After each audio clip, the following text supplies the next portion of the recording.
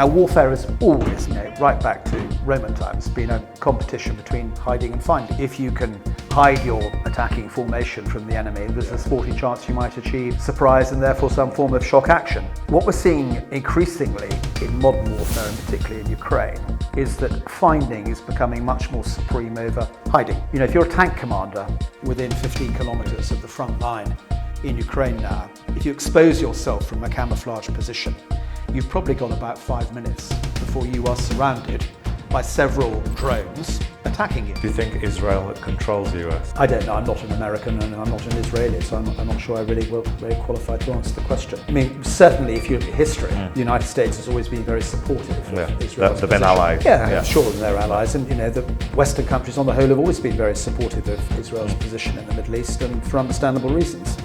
But we're increasingly seeing, aren't we, countries coming out saying that they are no way at last supportive of the way in which Israel is prosecuting this particular war.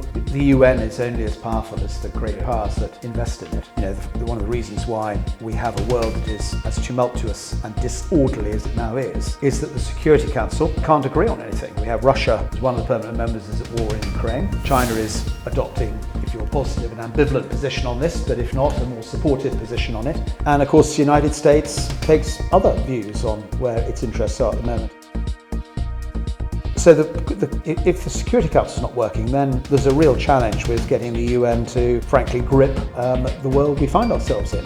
And that is the problem. That international order, as overseen by the UN institutions, is creaking. Donald Trump, he's been nominated for Nobel Peace Prize. Has he? Yeah. Who by? First of all, Pakistan, different countries. As far as I'm aware, it's only Pakistan that's nominated. There's a deep irony in all of that. Yeah. So I don't think he can yet claim that he's got a genuine nomination. But people say he'll be responsible for World War III. So there's a big contradiction there. 1 minute Nobel Peace Prize, 1 minute World War III. I mean, I think he'd like to be nominated and ultimately get a Nobel Peace Prize, but I'm not sure the committee in Norway is necessarily ready for that. How come some countries allow nuclear weapons and some aren't? Is it because they think they'll misuse it? What's the reason? Well, I mean, if you go back to the conversation we've been having about the international system and the rules associated with that system, there's something called the Nuclear Non-Proliferation Treaty. And the idea behind that particular treaty is to restrain the number of powers that have nuclear weapons.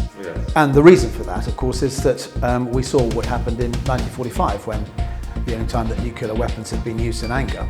They do represent a phenomenal risk to the future of mankind.